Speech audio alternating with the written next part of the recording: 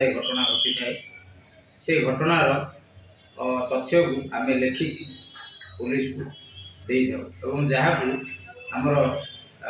Police निकट में जो दि जाए एफआईआर से आम प्रथम तथ्य भाव गणा जाए। एफआईआर कहीं दि जाए निर्दिष्ट भाव कह गले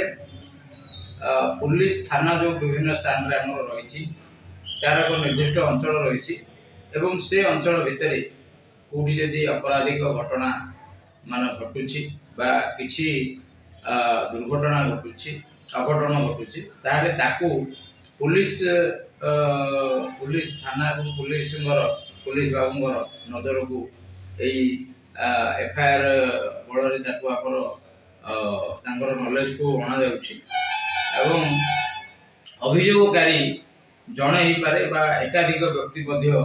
अभियोग करिपारंती कौन सी घटना को नहीं जहाँ को आमर आधार करी जो एफआईआर को आधार करी पुलिस तार कार्यानुष्ठान आरंभ करे ग्रहण करे एफआईआर लिखा एफआईआर करथिबा एफआईआर को आमर प्राय मौखिक भाव जदि किसी हठात घटना हो मौखिक भाव जना जाए कि परवर्ती समय एफआईआर को आमर लिखित भाव दि जाए एवं जहाँ अपराध अपराधीर सूचना आधारित लेखा ता भीतर रही थाए एवं लिखित भाव देवा बेले अभियोगकारी को जदि अन्य किए लिखे अभियोगकारी को पढ़ी शुणा को पड़े एवं अभियोगकारी से दस्तखत करने को पड़ी थाए। एफआईआर हेबा परे पुलिस तांकर से एफआईआर आधार रे तदंत आरंभ करती एवं तदंत करने पुलिस से माने जणाई पारती पुलिस गोटे ग्रुप से प्रस्तुत होता है। एफआईआर आमर जो दि जाए कौन सी घटना रे आमर जो क्रिमिनल प्रोसीजर कोड आगुरी थिला सीआरपीसी तार धारा 154 अनुसार दि जाऊला किंतु ता तो वर्तमान बदली जाइए भारतीय न्याय संहिता है बीएनएस जो गत जुलाई 1 तारिख रु एवं नुआ जो बीएनएस बीएनएस भारतीय न्याय संहितार धारा 193 1 प्रकार एफआईआर देवाई बर्तमान प्रोविजन रही एवं जो एफआईआर आमर दि जाउछि तार मूल उद्देश्य होउछि जे अपराधर लिखित रिपोर्ट रेकर्ड तैयारी करिबा एवं न्याय व्यवस्था आरंभ सहित पुलिस रो तदंत आरंभ करिया पई से अपराध घटनार एवं तृतीय कथा होउछि जे अभियोगकारी को सुरक्षा एवं न्याय देवा पई मध्य एफआईआर यथेष्ट आवश्यकता रही सेमती आमर एफआईआर जो लिखिकी दि जाउछि एफआईआर किए लिखि पारिबे आपण देखंदु जे जो पीड़ित व्यक्ति विभिन्न घटना रे जे पीड़ित व्यक्ति होछि विक्टिम जे सी निजे एफआईआर लिखि पारिबे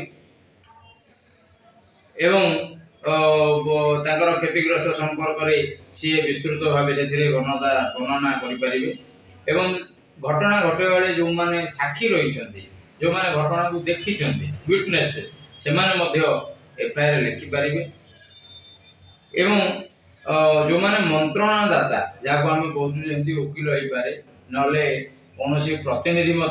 जहाँ असुविधा घटना से प्रतिनिधि नियुक्ति करि एवं जदि पीड़ित व्यक्ति असुस्थ थिबे बा दिव्यांग थिबे बा 60 वर्ष रु अधिक होइथिबे ताले सेमानक पई कौन प्रतिनिधि द्वारा मध्य सेमाने लेखाई पारिबे ता छड़ा जे कौन नागरिक जदि संबंध में किसी जानते आईनगत संबंध ताले से पीड़ित को परिवार को एफआईआर लिखिकी सहयोग करें। एफआईआर जो लिखा जाउछि किसी गोटे निर्दिष्ट तथ्य रहा आवश्यक अच्छी एफआईआर जहाँकि घटना केबे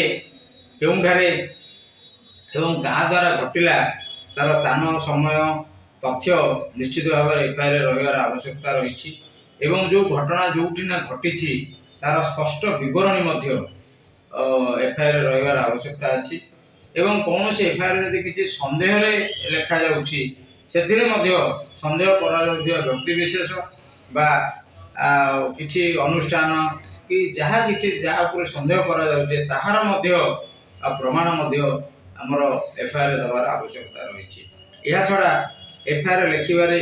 ପୁଲିସ ମଧ୍ୟ ପୀଡ଼ିତଙ୍କୁ ତାଙ୍କର ପରିବାରଙ୍କୁ ସହଯୋଗ କରିପାରିବେ। ଏଫଆଇଆର ଲେଖି ସାରିବା ପରେ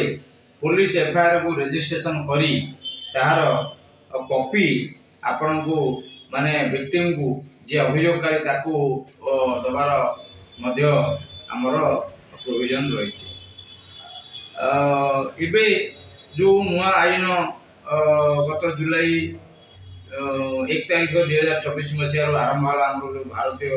ନ୍ୟାୟ ସଂହିତା ସେଥିରେ ମଧ୍ୟ ଏବେ ଗୋଟେ ନୂଆ ବ୍ୟବସ୍ଥା ରହିଛି ଯାହା ହେଉଛି EFIR। EFIR ସୁବିଧା এই ନୂଆ ଆଇନରେ ରହିଛି। ଜଣେ ଚାହିଁଲେ ଅନଲାଇନରେ କିମ୍ବା ଜିରୋ ଏଫଆଇଆର ବ୍ୟବସ୍ଥା ଅନୁସାରେ ଦେଶର ଯେକୌଣସି ଥାନାରେ ଏତଲା ଦେଇପାରିବେ ଏବଂ 15 ବର୍ଷରୁ କମ୍ ଶିଶୁ ଏବଂ 60 ବର୍ଷରୁ ଅଧିକ ବୟସ୍କ ଦିବ୍ୟାଙ୍ଗ ଏବଂ ଗୁରୁତର ଅସୁସ୍ଥଙ୍କୁ ଥାନାକୁ ଯିବାକୁ ପଡ଼ିବ ନାହିଁ। ସେମାନେ ଘରେ ରହି ପୁଲିସର ସହାୟତା ପାଇପାରିବେ। ଏହି ଆଇନ ବ୍ୟବସ୍ଥା ଅନୁସାରେ ଜଣେ ଗିରଫ ହେବା ପରେ ତତ୍କାଳ ଯାହାକୁ ଚାହିଁବେ ଜଣକୁ ନିଜ ସ୍ଥିତି ସମ୍ପର୍କରେ ମଧ୍ୟ ସୂଚନା ଦେଇପାରିବେ। ଏହା ଥିଲା ଏଫଆଇଆର ସମ୍ବନ୍ଧିତ କିଛି ଜଣା ଅଜଣା ବିଷୟ। ଧନ୍ୟବାଦ। ମୁରଲୀଧର ପାଣିଗ୍ରାହୀ, ଆଇନଜୀବୀ, କବିସୂର୍ଯ୍ୟନଗର, ଗଞ୍ଜାମ। ନମସ୍କାର।